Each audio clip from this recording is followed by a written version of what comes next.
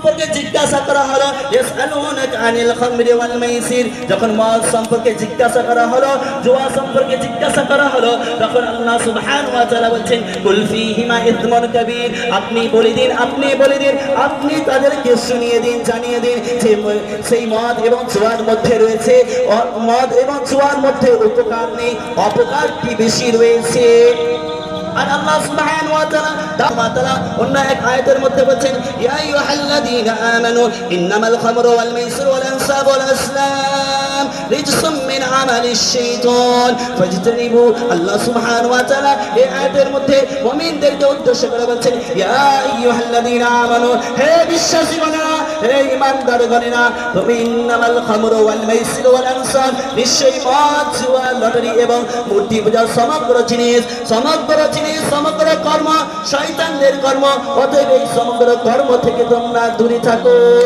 কেন আল্লাহ সুবহানাহু ওয়া তাআলা মদ, জুয়া, লটারি ইত্যাদি থেকে দূরে থাকতে বললেন? কারণ এর মধ্যে উপকার নেই, এর মধ্যে অপকারের সংখ্যাটা বেশি রয়েছে বলি। আল্লাহ রাসূল সাল্লাল্লাহু আলাইহি ওয়াসাল্লাম হাদিসের মধ্যে বলেন যেই সমগ্র ব্যক্তি মদ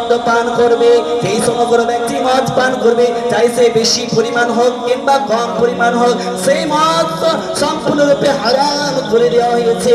আর যদি আমরা রাসূল সাল্লাল্লাহু আলাইহি ওয়াসাল্লামের ইতিহাস যদি আমরা খুঁজি, সেই সময়ে সাহাবাদের যদি আমরা ইতিহাস পর্যালোচনা করি, সেই সময়ে সাহাবাদের যদি আমরা কথাগুলো আমরা পড়ি, তাহলে আমরা বুঝতে পারবো রাসূল সাল্লাল্লাহু আলাইহি ওয়াসাল্লাম যখন বললেন যে তোমাদের জন্য মদকে হারাম করে দেওয়া হয়েছে, সেই সময় সমগ্র সাহাবাদের কাছে 100 বছর, 200 বছর, 300 বছর পুরানো মদ ছিল। সেই সমগ্র মদগুলোকে রাস্তার মধ্যে বইয়ে দিয়েছিল, রাস্তার মধ্যে ঢেলে দিয়েছিল। যেমন ভাবে নদীর পানি বয়ে যায়, সেইরকম ভাবে মদ প্রত্যেক গলিতে গলিতে মদ বয়ে চলছিল।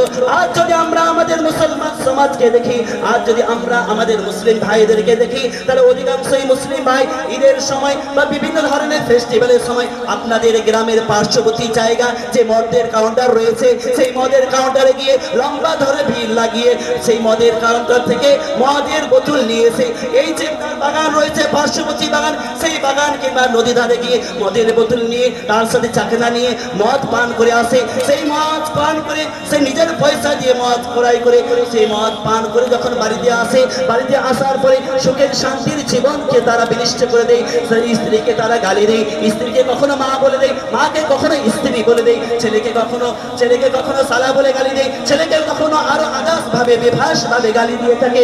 তার একমাত্র কারণ এই সুখের শান্তিময় জীবনকে বিনষ্ট করার একমাত্র কারণ হলো মদ। অতএব এই মদ থেকে আমাদেরকে দূরে থাকতে হবে। যদি আমরা মদ থেকে দূরে থাকি, আমাদের সুখের শান্তির জীবন আমরা ফিরে পাবো। তারপরে দ্বিতীয় নম্বর